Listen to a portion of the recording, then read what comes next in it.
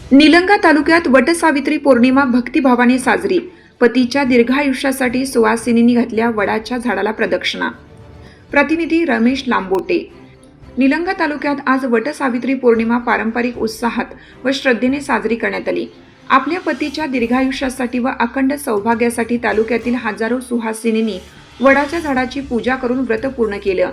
पहाटेपासूनच निलंगा शहरासह कासार, सिरसी, औराई, शहाजानी, हलगरा, मदनसुरी, निटूर, माचरटवाडी, शेडोळ, आंबुलगा, बुद्रुक, खडक उमरगा, बसपूर, शिरोळ, काटेजवळगा, वडगाव येथील वडाच्या झाडाखाली महिलांची मोठी गर्दी दिसून आली।